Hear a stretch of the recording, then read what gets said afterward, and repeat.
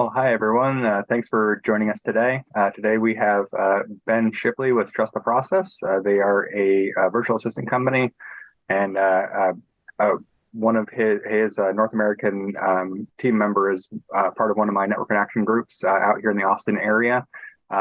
There's a couple of us owners who have been using their services for a while now, and they're really solid company. So I asked Ben to speak on a related matter today.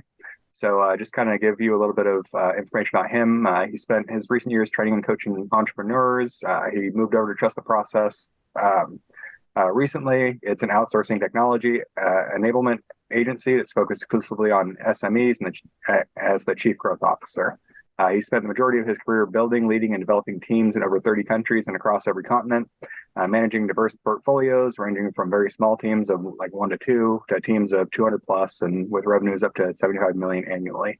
So since he spent those years helping big businesses make millions of dollars in additional revenue, he now prefers to make that same impact with entrepreneurs leading small businesses. So without further ado, I'll let Ben take it away from here, and hopefully everyone gets a lot of value out of this. Thank you very much. I also hope everyone gets lots of value out of this. I don't know if anyone else feels the same. When the team writes bios and things like that, when they're being said, I always feel super uncomfortable about it. But apparently it's part of the process, so I'm happy for it. Super happy to be here with everybody. Really great to get to see all these faces. And very excited to share a little bit about kind of, I suppose, one of the big challenges in business, really, which is like, is the people problem, right? I think that everybody experiences this, like the greatest thing about business and the most difficult thing is that there's people involved, right? If we want to be able to scale our business, if we want to be able to grow, we absolutely have to master the art of how we build teams, right? It's absolutely essential. At Trust the Process, we have a vision that we want to create a fundamentally human experience in business enhanced by technology.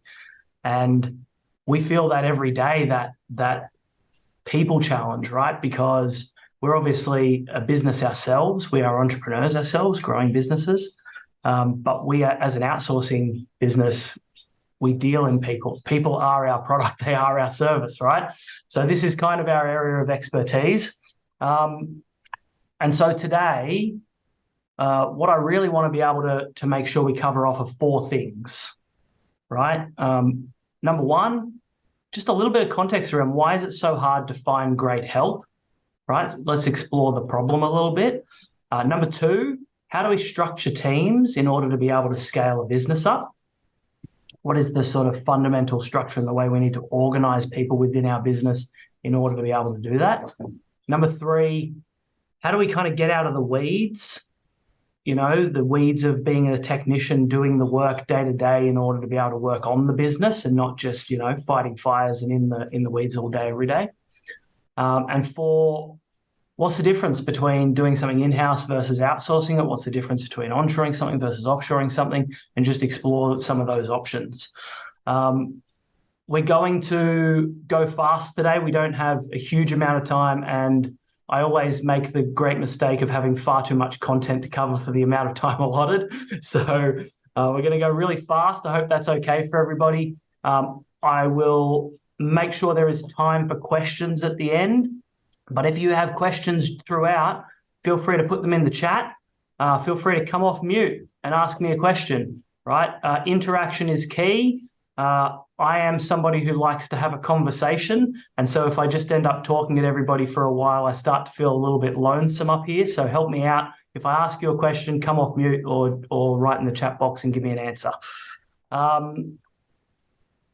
If there's anything that we missed throughout this, or if you want to come and talk to the team, you'll have an opportunity at the end to do so, to spend some time with Jenna, book a meeting with Jenna. I was going to say, if Ben scares you, you can always message me directly. Yes. Yes. If my time zone scares you, I would say is probably just as much of a problem. Okay. So, number 1. Why is it so hard to find great help?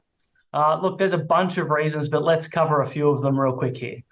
I'm sure you've all felt this basically since we went into the pandemic. Candidates have got options. This here is essentially a graphic of the number of job listings currently out there. So basically, since around about 2020, there's been a significant boom in the total volume of job listings, meaning the jobs available for people, meaning they have options, right? So much harder to find people now than it was 3, 4, 5 years ago.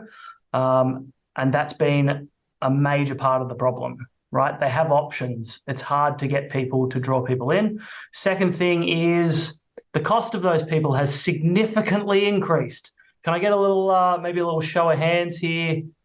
Who has experienced and been feeling the growing cost of wages of their staff and trying to hire people? It's been going up. I mean, look at the end of this graph. It is a steep incline, right?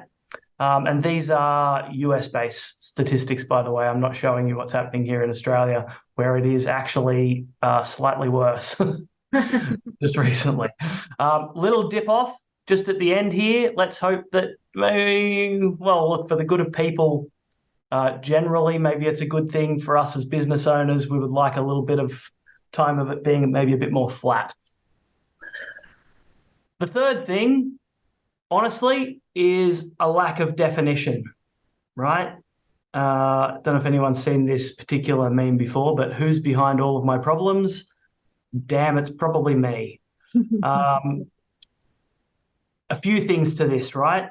What I see over and over and over again, like I said before, we are in outsourcing. What do we do as a business? We help people hire people. We help them build position descriptions, right? We have a look at what processes they have in place. We get to see at the other end of it what works and what doesn't for them on hundreds of businesses constantly, right?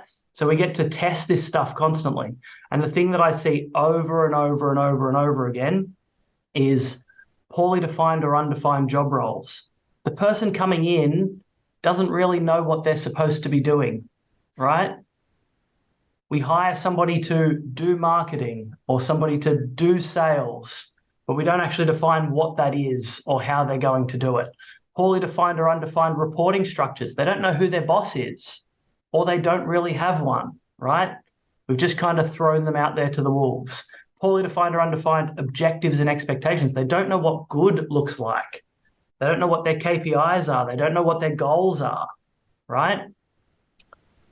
And poorly defined or undefined processes is probably the biggest one, really, right? We are trying to solve a problem by throwing people at it, right? Somebody else will solve my problem. But the thing with hiring people is they need to know what it is they are supposed to do and how to do it, right? I know a lot of people get frustrated with hearing, I need more processes, you need more processes, you need more processes. It's not as scary or difficult as I think sometimes people feel like it is. You know, a process can be as simple as I did something and I recorded it on a Loom video. Now I have a process for how to do something, right? And it should really just be for the main stuff that person's going to be doing. And I'd say the last piece of this is we just kind of hope it'll all work out, right? We hire a person and we just kind of hope. We're too busy. We're too busy to help them get used to the job, and we're not available to them. Okay.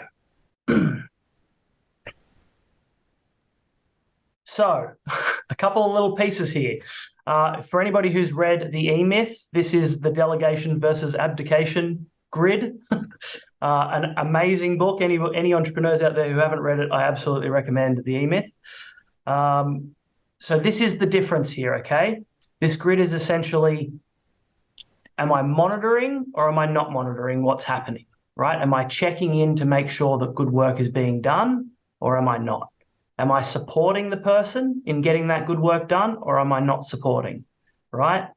And this is where we are seeing the difference when we hire a person between am I delegating or am I abdicating responsibility, right? If we are monitoring and supporting the person, we are delegating.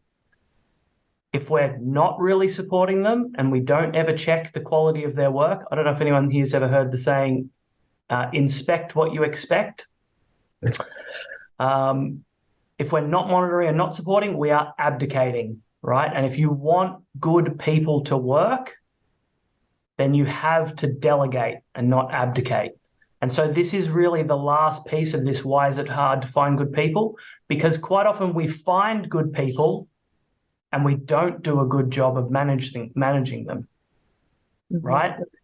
Give me a heck yes in the chat if you've ever hired somebody and they seemed really good in the beginning, and then they slowly got worse and worse and worse and worse until you eventually parted ways.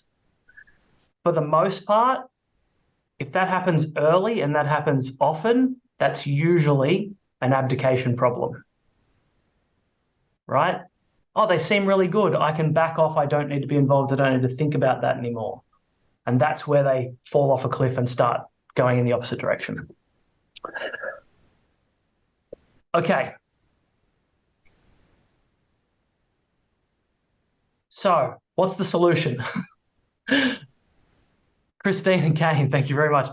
I know I've felt this many, many, many times, seen this many times. It is one of the hardest things because especially when somebody seems really good early on, you kind of relax and you go, oh, everything's going to be okay.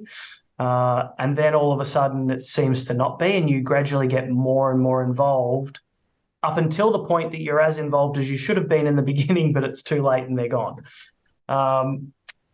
Cool. So what do we do about it?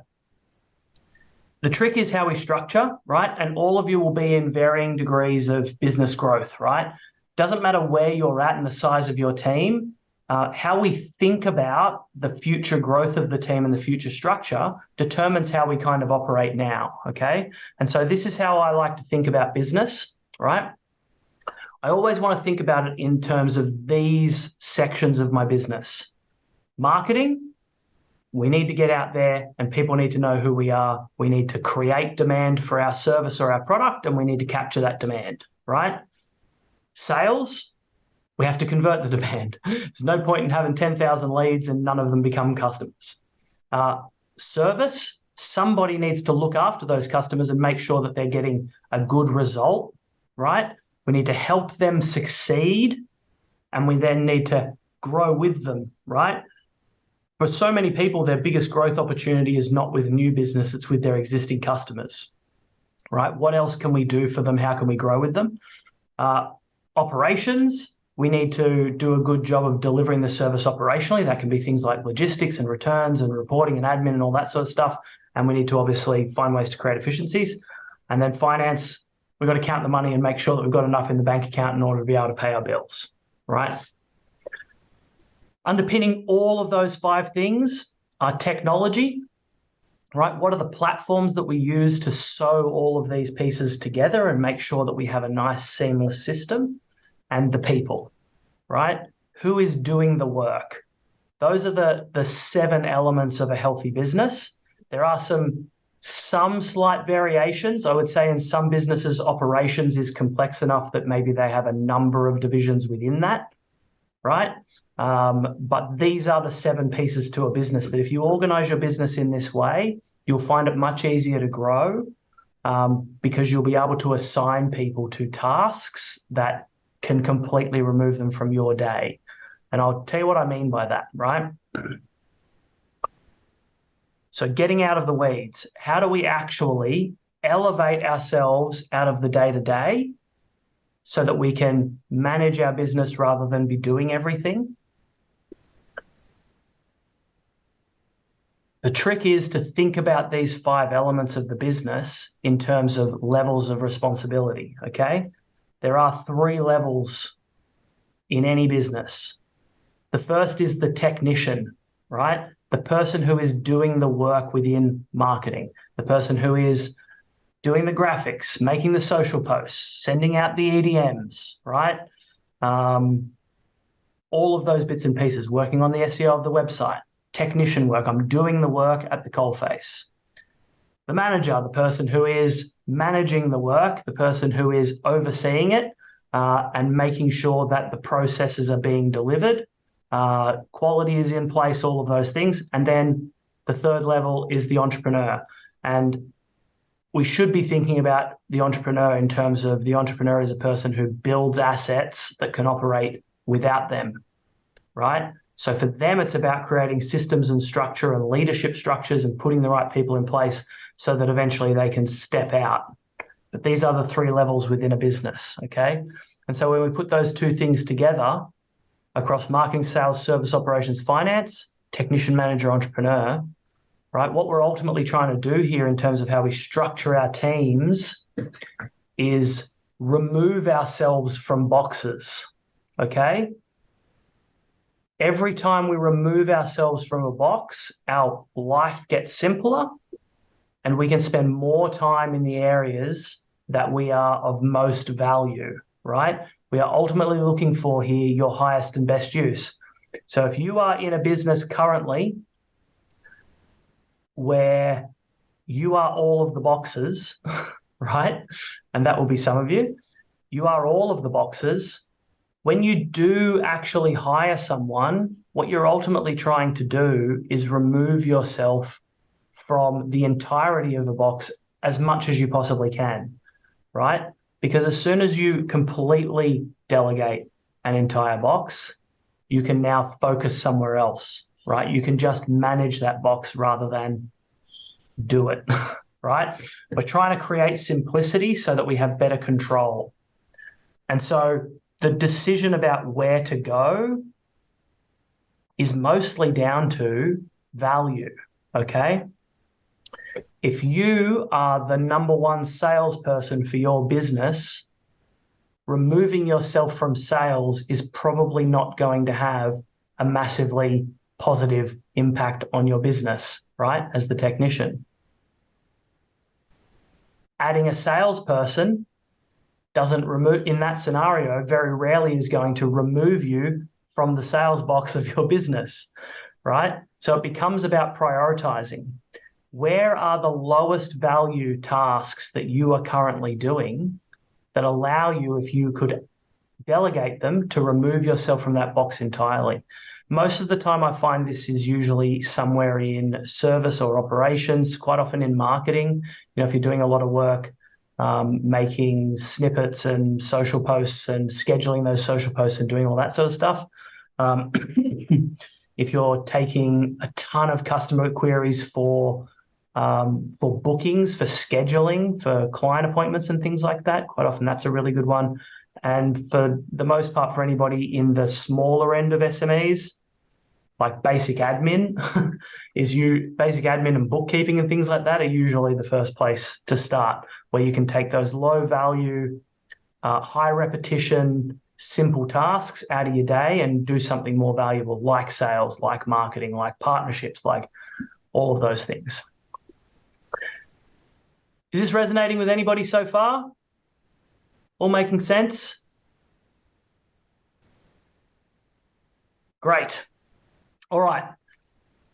I'm trying my best to go fast so that we've got lots of time for questions and all that sort of stuff at the end. But if anybody has anything so far, throw it in the chat box. I'll keep my eye on it and try and answer them as we go. So, in-house versus outsourced, onshore versus offshore, right? Quite often, outsourced and offshore get used interchangeably, right? But outsourcing is essentially where we get somebody else to do something for us, right? When you go to a restaurant, you have outsourced cooking, right? Outsourcing can happen anywhere. It is not a location-based thing, right? Outsourcing is not to the Philippines. Offshoring can be to the Philippines or to wherever, right? So onshore versus offshore, in-house versus outsourced. You can have anything you want in-house. You can have anything you want outsourced, pretty much. You can find an outsourcer for almost anything, right?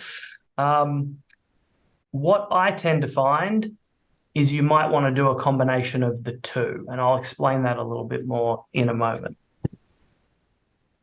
what I've found over the years, and I have run offshore teams and outsourced teams for maybe 10, 12 years now, hired in 31 countries now, sold in 100 and something countries now. There are positives and negatives to every place you can go. There are positives and negatives to every way to do it. But there are 5 things that I tend to find have the most consistent impact, that are super important. And if we do these things, whether we outsource or whether we offshore, we tend to get a much better result. Christine says, I have India and Philippines. Typically, they are well-trained and want to work.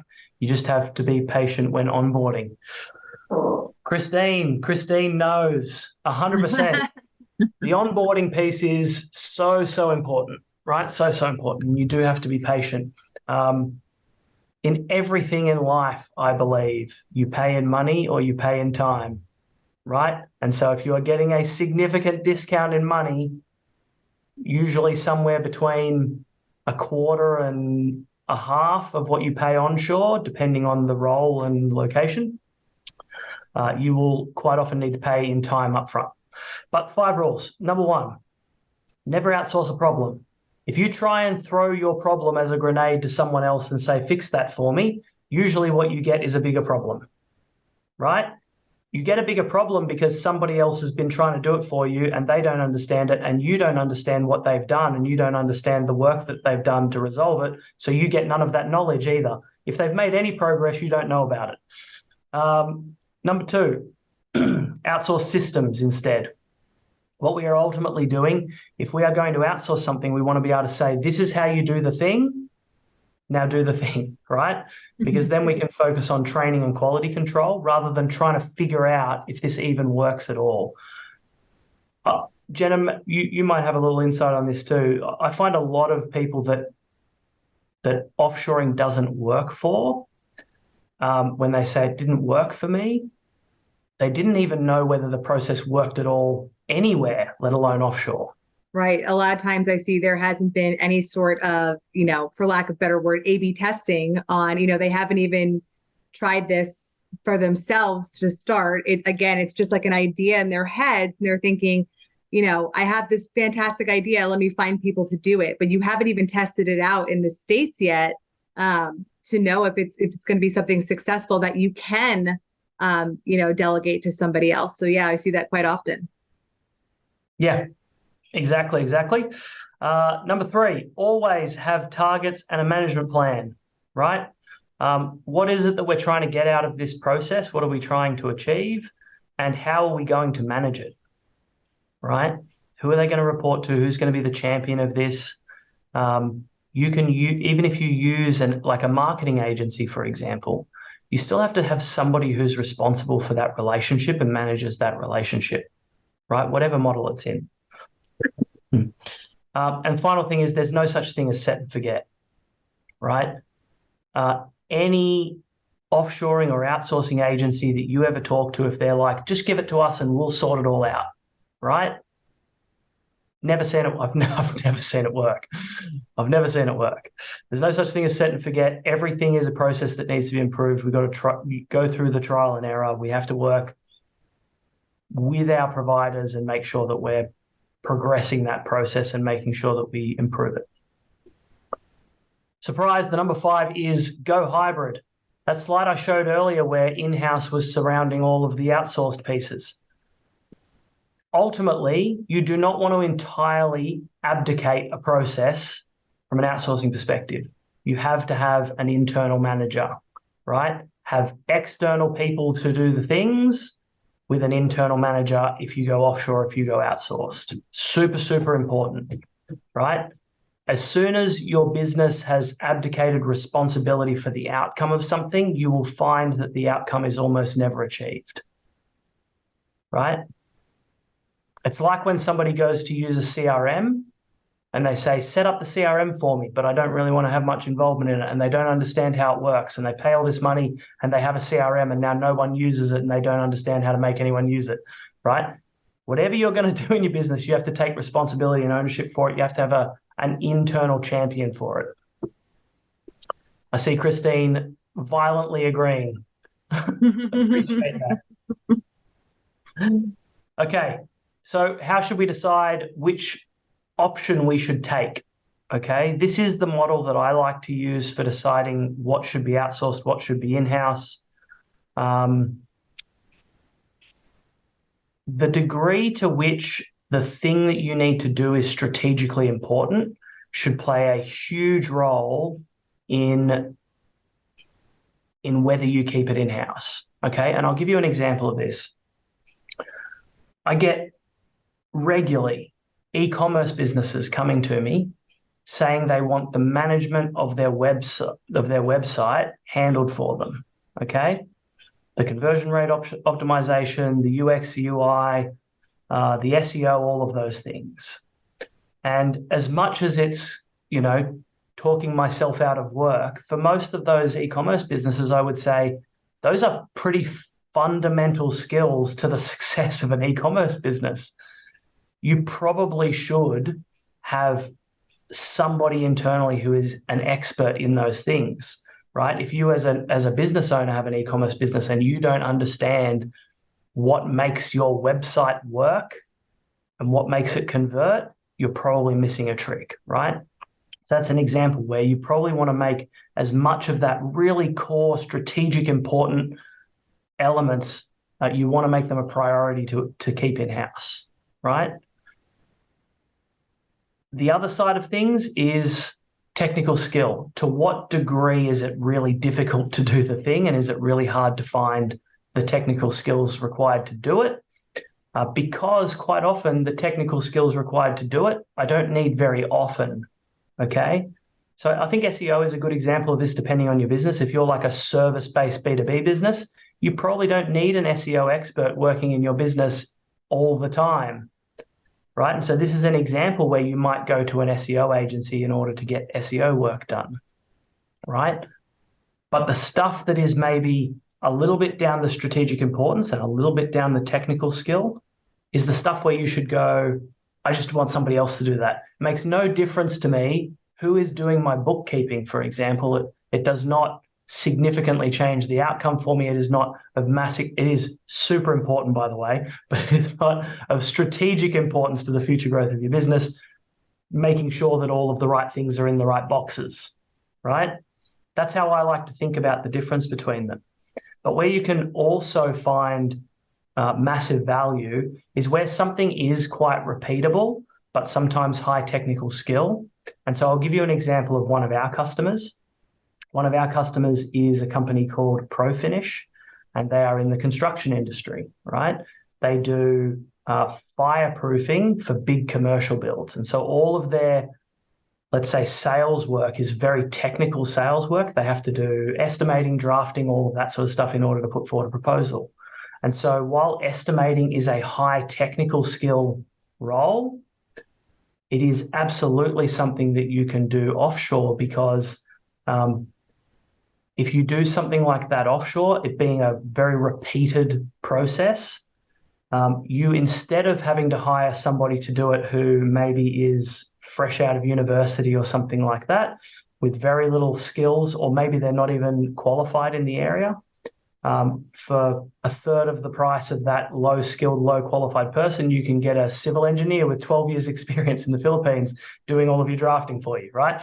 So there's certain examples where you're doing something quite repeatedly that maybe is a bit more technical and maybe is a bit more complicated, but actually when you add that person to the mix, you're not only getting a far cheaper resource, which means you can grow faster. Growth sucks cash. The cheaper the resources is to grow, the faster you can grow. But you can also, in many cases, actually get a higher skilled resource than you otherwise would have been able to, right? But this is essentially how I make the decision between them. So whichever option you decide to go for, if you are somebody who is, very sure that they need to explore outsourcing or offshoring, if you are somebody who is already doing it but isn't getting the results they hoped for, or if you are unsure about it but just want to understand what's even possible, everybody can just take out their phone now and scan the QR code. That actually is a link to Jenna's diary. Jenna is essentially our outsourcing advisor in the US. So you don't need to get up or stay up late at night in order to talk to me. You've got Jenna ready to go. Just scan that QR code. Actually, I'll just drop the meeting link that is for in the chat. So if you want to come and talk VAs, if you want to talk admin outsourcing, if you want to talk sales, marketing, service, you've got lots of customers calling you constantly or emails to answer, you need someone to be able to do those things for you, just book in some time with Jenna and we can go from there. But that is essentially our approach here at Trust the Process to how we scale teams, how we build teams, how we build sustainable teams, right, that can help you to level up your business, scale up your business, and maybe, hopefully, give you a little bit more time and maybe you can go and take a holiday sometimes. Any questions? Fire them at me. The more difficult, the better. Questions, queries, or outright abuse. I also accept that. Right on. Everyone, feel free to unmute yourself if you would like to just kind of blast off.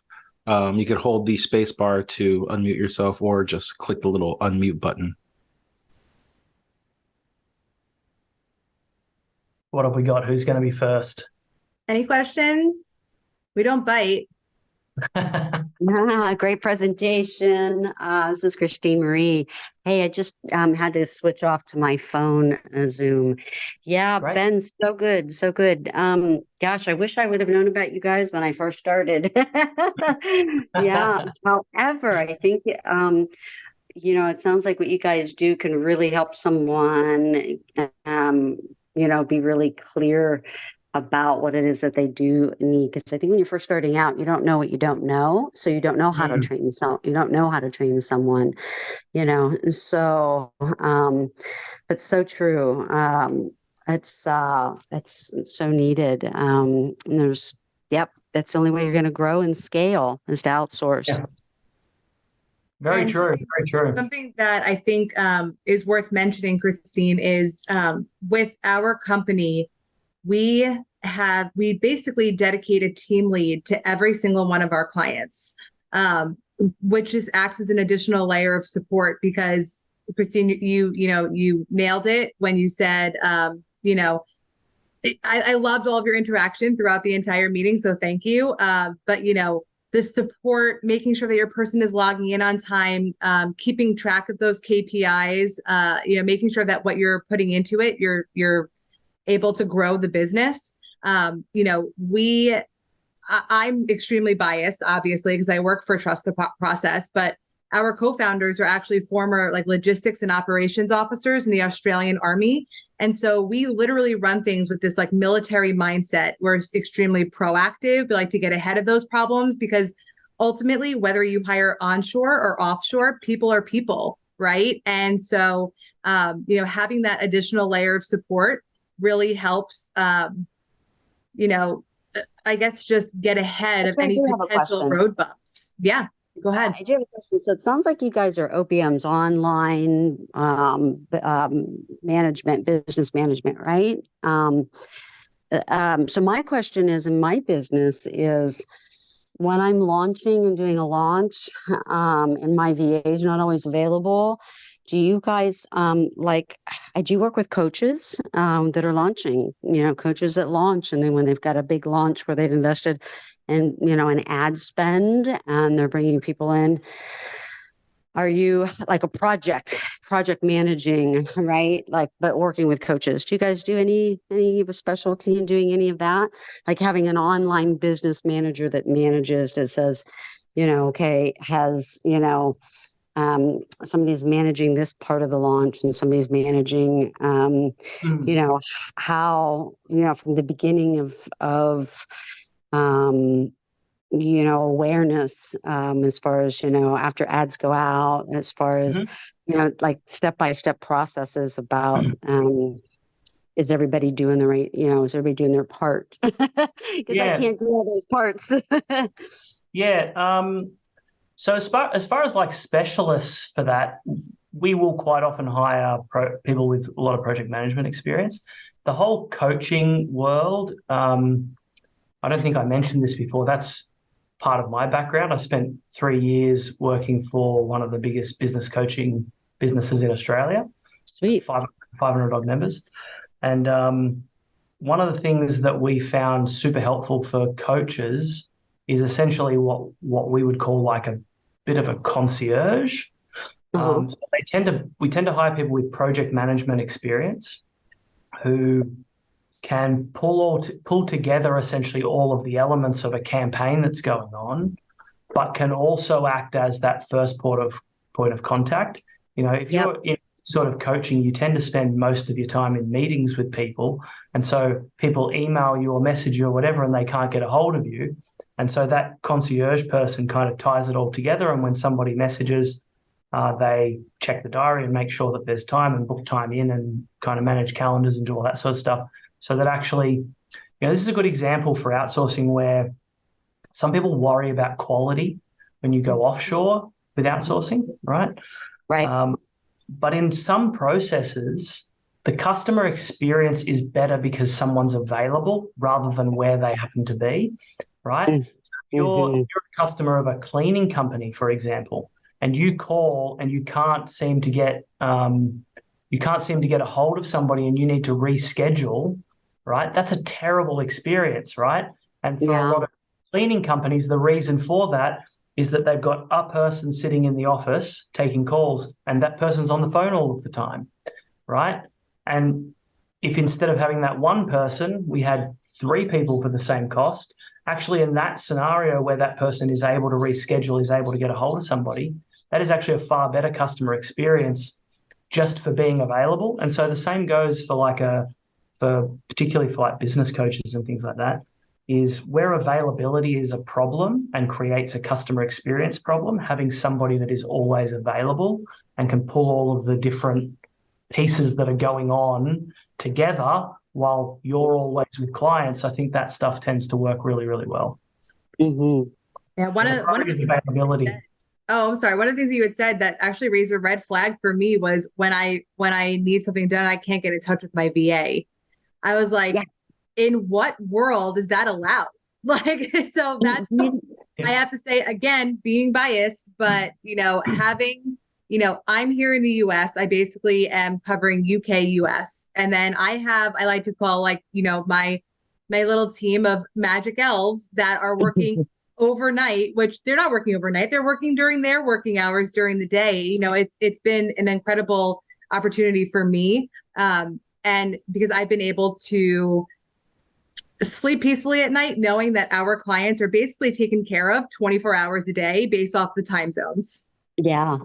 And I find that the people that I have that are working over in India and the Philippines, not only, but they make themselves so available. They want to work literally. When I've got a project, it is they have an opportunity that they seize that opportunity. I have a VA here in Houston, Texas. In the US, I hardly use her because she doesn't want to work. You can't get a hold of her. She's always out doing something, or it's just So I have found some jewels, really gems, and I treat them really very well. Good.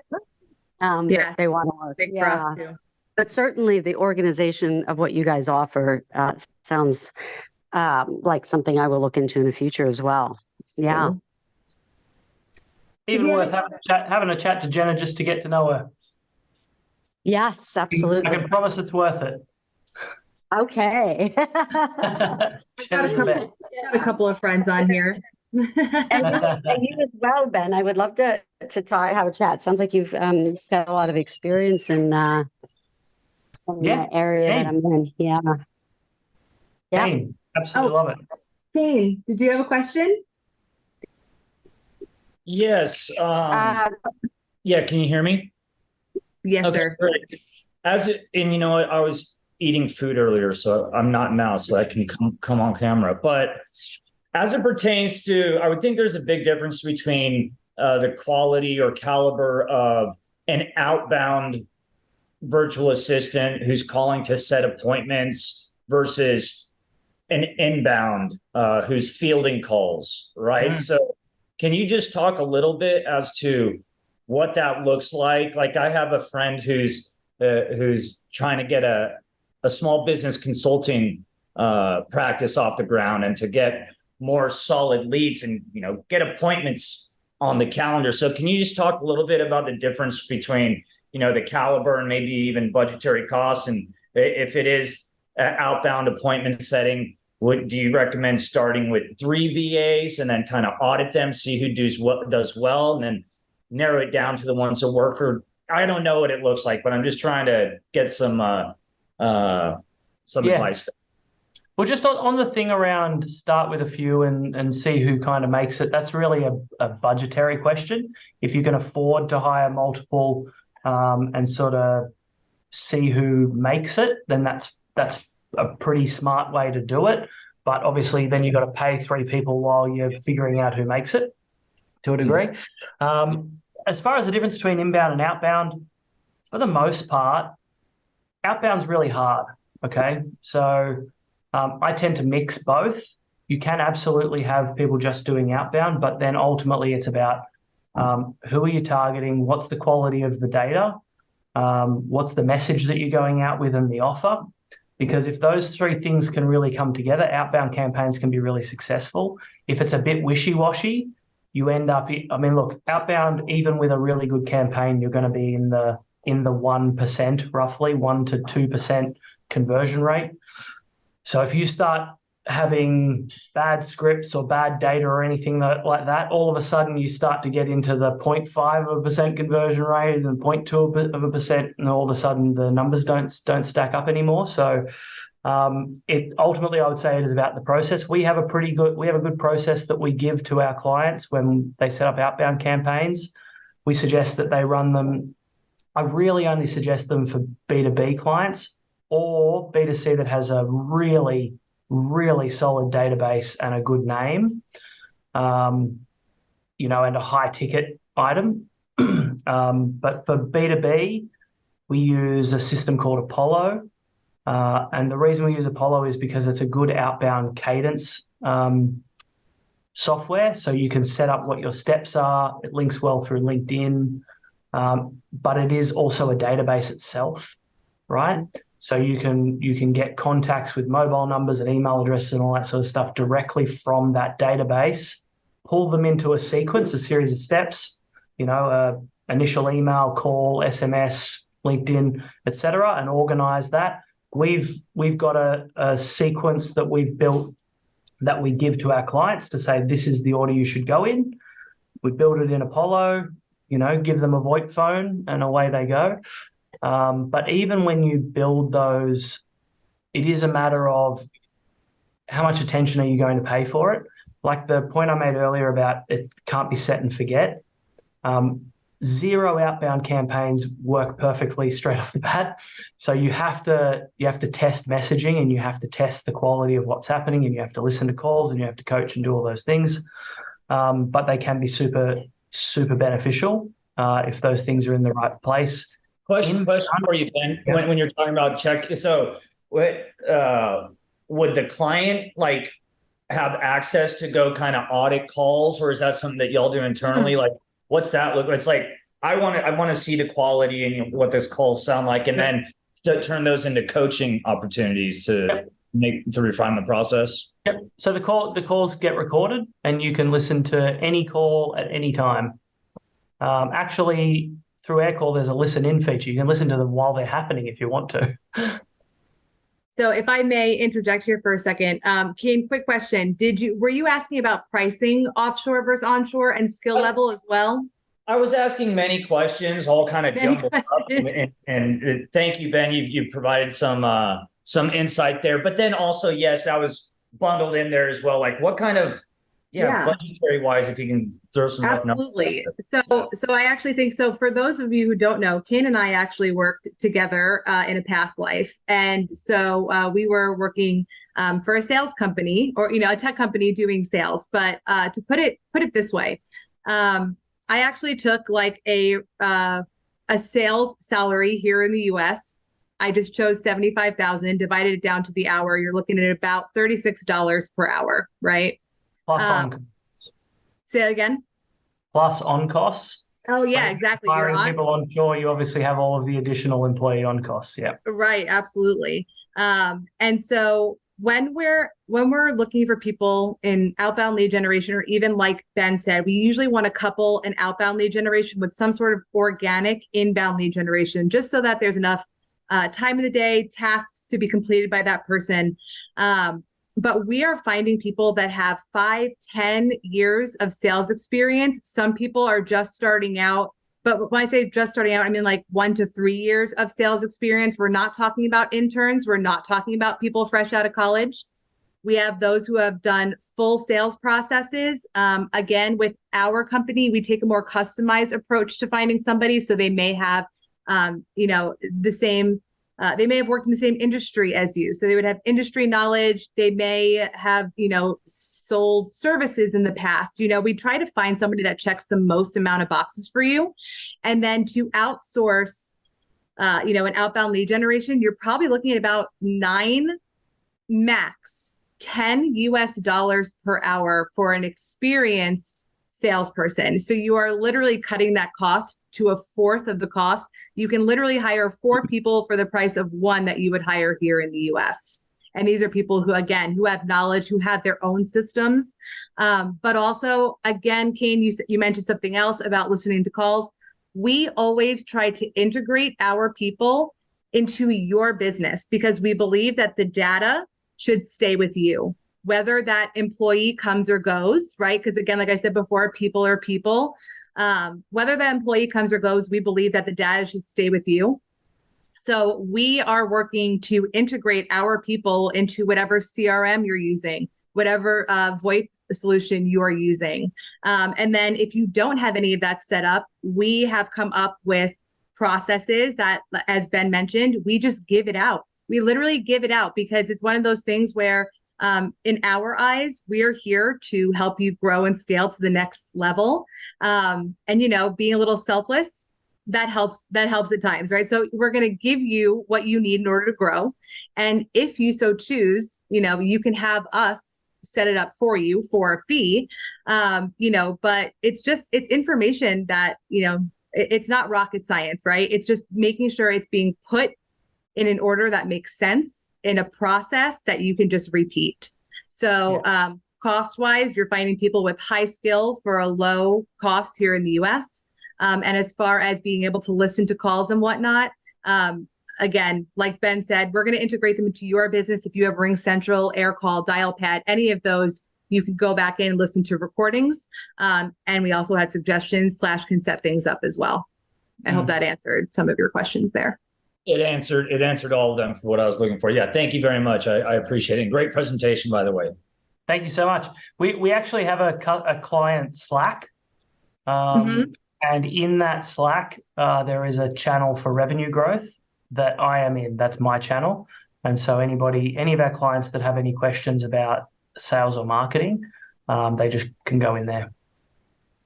Awesome. Thank you. Any other questions? Ben, what's that Slack ID? How do I find you on that? You cannot find us on that unless you're a client. Oh, gotcha. Okay. For now.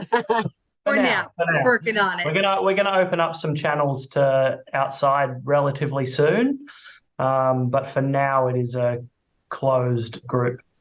Maybe the next probably what, Jenna, maybe 2-3 weeks we'll start opening up some of those channels. Yep. We literally just had a whole conversation about it yesterday. So it's very new. Like I said, we're, my entire job is to grow the business / presence here in the US. So, wink, wink, nudge, nudge, give me a call. Like I said, like Ben said, I'm a lot of fun. Kane can attest. I'm super cool. So, if you guys want to have a conversation, just kind of learn more about outsourcing, I am more than happy to just, Awesome. you can be on a fact-finding mission. I'm cool with that. Great. Awesome. Well, guys, we actually have up till 4:15. If anybody else has any other questions or if you guys have anything else you want to talk about, feel free to chime in, raise your hand, drop something in the chat, or simply unmute. Speak now or forever hold your peace. Looks like Ben's dropping some links in the chat there. Go ahead and give him an ad on LinkedIn. Gotta add those connections. Right on. Those U.S. connections. We're crossing boundaries here. I'm gonna go ahead. That's it. I can send you news from the future. Literally, yes. I love that. That's one of my favorite lines too, is our Australian team, they live in the future. It's currently Thursday for Ben. Yep, Thursday morning. Yeah, he always beats me to the weekend. Yeah, but you get to stay there. You get to stay there later. So it's true. There is one other thing just in terms of whether it's offshore teams or onshore teams. Is there any Star Wars fans here? Just there's an analogy I like to give, but it really only works if you're a Star Wars fan. Oh, right, we got at least one. We got two. That's permission to go ahead with the analogy. I always ask people, what do you think is Yoda's greatest skill for Luke Skywalker? Kane says, of course, Star Wars. Mm-hmm. What makes Yoda a great mentor for Luke Skywalker? Any ideas? Any guesses? There's lots of good answers.